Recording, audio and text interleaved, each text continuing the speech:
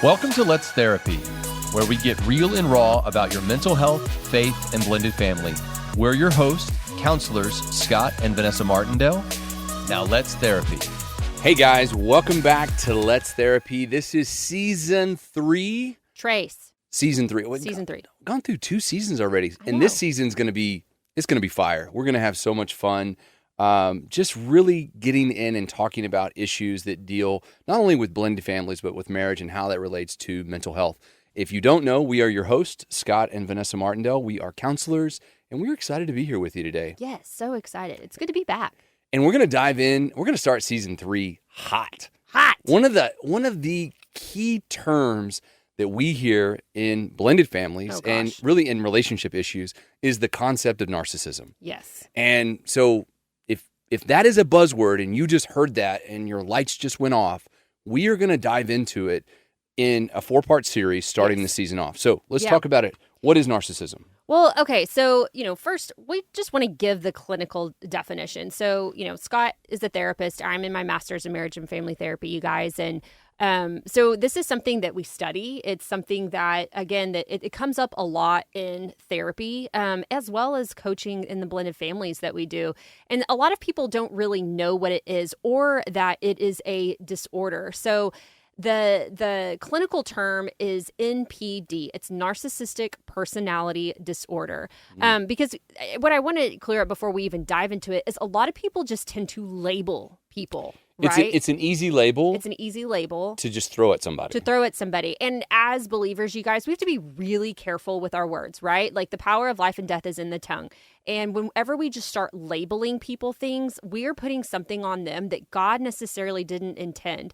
So we want to be very careful with labeling people with that word or really with anything. So, it is something that is clinically diagnosed, but the clinical definition, narcissistic personality disorder from the Mayo Clinic, it's a disorder, narcissistic personality disorder. It's a mental health condition in which people have an unreasonably high sense of their own importance. So they need to seek, they have the need to seek a lot of attention. They want people to admire them.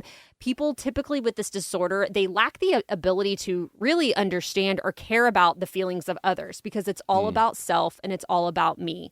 Yeah.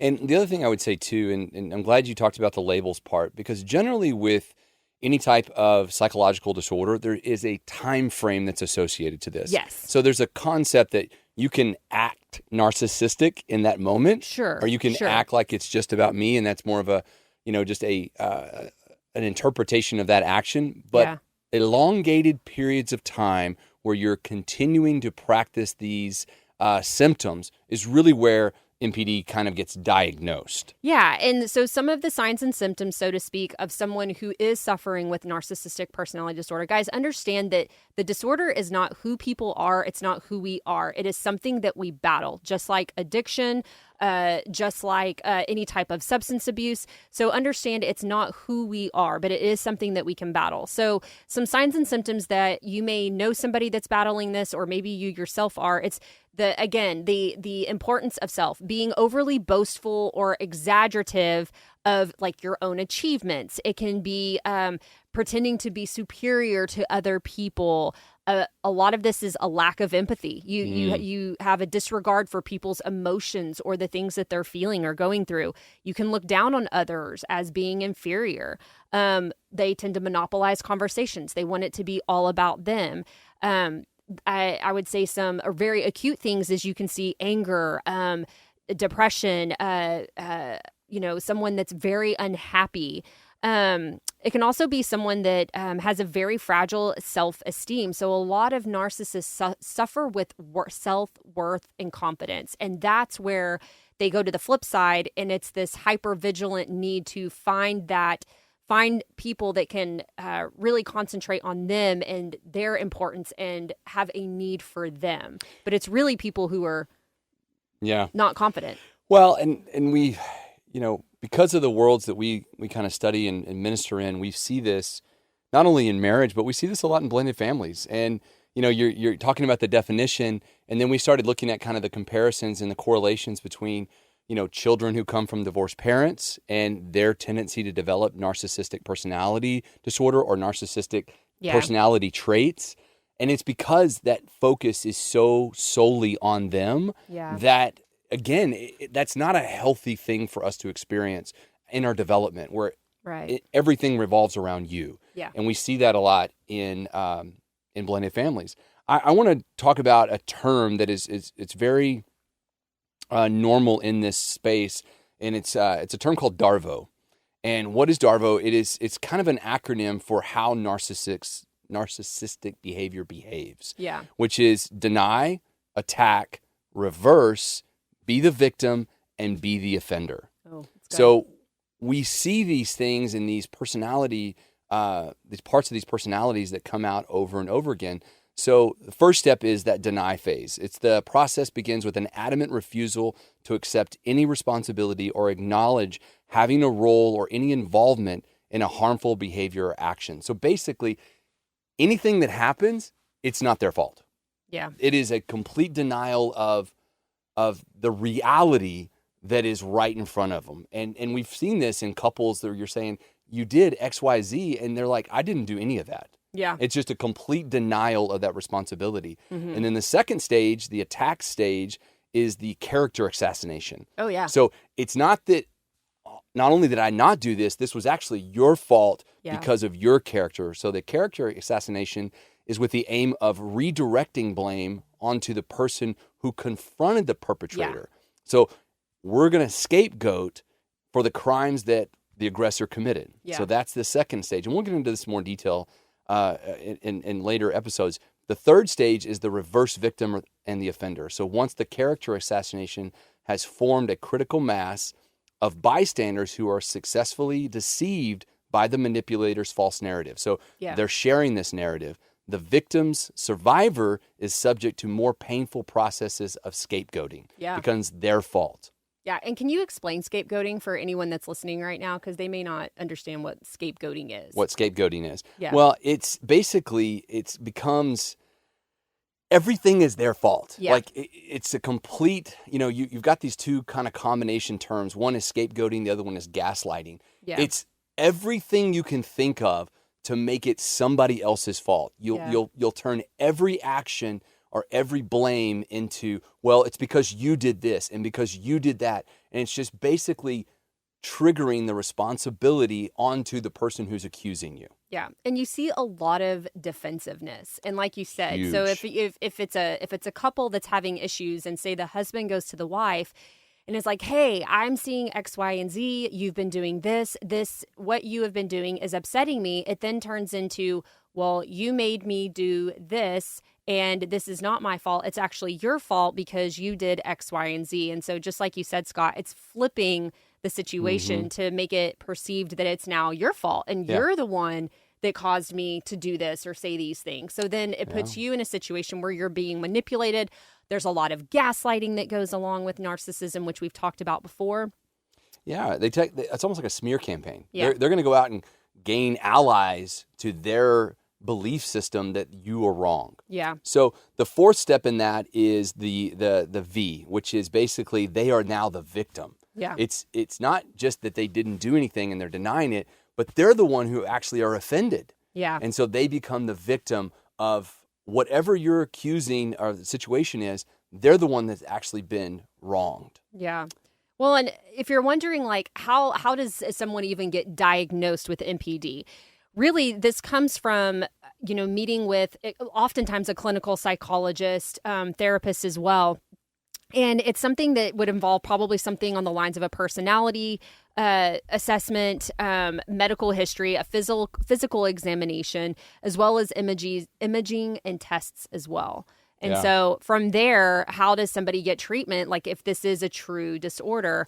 And again, it's the follow-up care with like therapy, self-care, even a specialist. So seeing, again, like a psychotherapist, somebody that, a clinical doctor that could even prescribe medications, because with that, there can be issues with depression, anxiety, anger management, things like that, where medication may be involved in a season. Yeah. I'm just thinking, from a counseling perspective, I can't think of anything harder than diagnosing a narcissist, because it's not like an alcoholic where you say, hey, remember yesterday when you fell down and you passed out drunk? That's bad. Yeah. A narcissist, you would say, there's a problem. And they're saying, I don't have a problem. You actually have a problem. Well, it's more of a subjective thing, right? It's very subjective. Yeah. The only thing that is really objective that you can measure in narcissistics is the destruction of relationships of your past. Yeah. So if you have a history of destructive relationships and you're watching this and you're seeing this go on and on and on, you're saying, hey, there's an issue here that the past is telling a story where this just doesn't seem to make sense. And I think it's this. Well, I think it's the common denominator too, right? Sure. So like, even if it's you and you're wondering like, hey, if you're a single guy and you're like, the last, 5 women that I've dated, have all broken up with me because of X, Y, and Z. Well, what's the common denominator in those relationships? Like, why? If you're seeing a family member, maybe it's your spouse, a co-parent, and we're going to go into these in the next episodes too, you guys, getting more specific. But if you're seeing those behaviors, even with children, of these breaks in relationship, and it's the same thing over and over, you're seeing these cycles, that is a very concrete way to say like, hey, something's not right here. Something's not adding up. And we could be dealing with someone that has narcissistic tendencies. Yeah, it's really, really difficult to heal from this if you don't want to heal. Yeah. Generally, what you're going to see is just a continual destruction of relationships. And you're going to see really good people get hurt, because I think the other thing about, this kind of the reverse of the narcissistic personality, in other cases, they can really love bomb you. And love bombing is a term we're going to talk about in a later episode. But that's really how narcissists kind of hook you into their world. Is they have that opposite effect too, is they can really get you in and say, man, I love this so much about you and this is so great. And then you're in, and then all of a sudden this narcissistic behavior comes out. So destruction of relationship, you have to want to get help. And then we're going to talk about ways that, whether it's co-parenting with a narcissist or, being married to somebody who is a narcissist, and how you can set those boundaries. And we're going to talk about that in our later episodes. Yeah, because I think one of the, it's like, can narcissists fall in love? Like, and what draws people to somebody who is a narcissist? Like, how, it's almost like, how do they hook you in? And I use these terms because this is language that oftentimes when we have couples that we meet with, they're like, yeah, my spouse was this and this, and I'm realizing that they're a narcissist. And now what do? I'm stuck in this marriage that it's not equal. Yeah. And I feel like, his or her needs is before mine. And think about how many times we've heard this story when we're meeting with somebody, or somebody tells a story and they're like, well, I was married to a narcissist. Yes. And that really wasn't the actual point, was that you yourself were narcissistic, and you yourself showed those characteristics, and you're seeing that play out in your new marriage. So we often see those two people, I would say narcissists kind of find each other in some ways.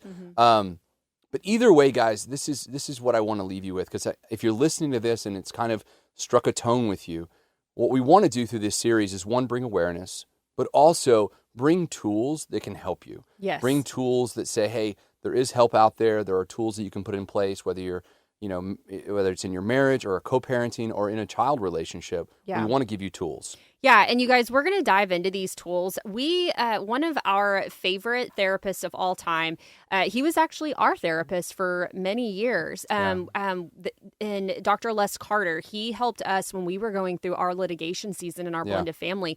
But he is an expert in narcissism. He has a YouTube channel called Surviving Narcissism. He's the man. He is the man, and he not only he has like over 40 years in psychotherapy. He is absolutely amazing. And so go check out his channel, Surviving Narcissism. He also wrote a book. And we're going to dive into that and some key pieces of advice that he has from the book. And we'll share those with you. But go check him out on YouTube as well. I miss Dr. Carter. I miss him too. We need to call him and just have a chat with him. Yes. He's a good He's dude. been on the podcast. So if you go check out the Blended Kingdom Families podcast, We have several episodes with him where we talk about narcissism, child manipulation, and parent alienation. Yeah. But you guys, we're going to close out today and just thank you guys for joining us. Guys, leave us a review on our Let's Therapy podcast. If you go to Apple Podcasts, Spotify, wherever you listen to, leave us a review. We would love to hear your feedback and any topics that you would like for us to cover. Guys, season 3 is going to be amazing. We cannot wait for you to join us for every episode. Also, you can visit blendedkingdomfamilies.com for more information on blended family resources. You can also tap into our coaching network. If you are a blended family and you're needing help one-on-one, we have an amazing network of coaches that can help you. Guys, thank y'all for joining in. We will be back with you next week. Have a wonderful day. Be blessed in all that you do.